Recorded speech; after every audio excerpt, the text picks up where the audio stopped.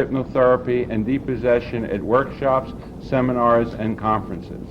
The total number of lectures during her lifetime number well over 2,000. Please join me in giving a warm welcome to Dr. Irene Hickman.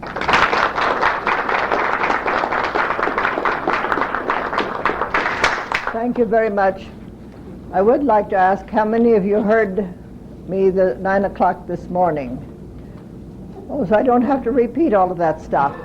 And those of you who weren't, if you ask questions, why, we'll fill in what you may have missed. But since most of you have heard the preliminary discussion, I can move a little faster now. I want to emphasize two fields that I have found very, very important. One is past life therapy, and there's still a lot of people who resist the concept of past lives, resist the concept of our eternity in both directions, and their challenge, the challenges include, well, you can't prove this. Of course you can't prove it. I can't even prove I exist if that somebody should require that kind of proof. There's not much of this thing that we can prove.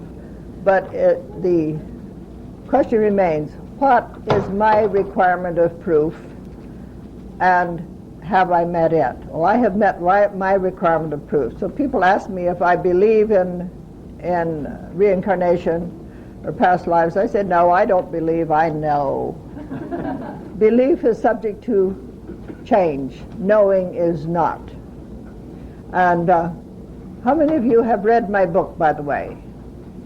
Well, then you know about, but some of you don't know about it, and you definitely, if you haven't read it, you should. It's selling by word of mouth very well, and this year I've already sold more copies so far this year, by the end of June, than I had all last year, so it's selling better and better. The story in the first 3 chapters of this book is particularly dear to me because it adds evidence to this idea of gathering proof.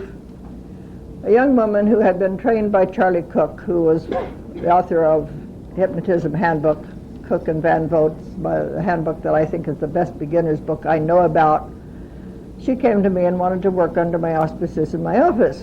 And she had more experience in hypnosis than I had, and it sounded like a good idea. And we had a discussion, and I said something about past lives, and she says, poppycock.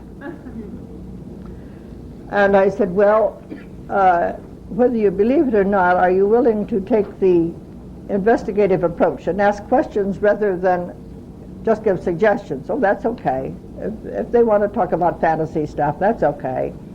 And so her first day in the office, which was June 6th, 1956, this was 2 years before the AMA had decided that hypnosis was acceptable as a medical modality, in came this girl who I had seen her once, and she had a rather serious problem in that she had panic attacks. She would have such a severe sense of panic in her chest that she had everything that she could do to stop running screaming down the street. And at that time, I still had quite a lot of general practice cases because I incorporated hypnosis into my practice. And when I finally closed my office, all I was doing was hypnotherapy and manipulation. But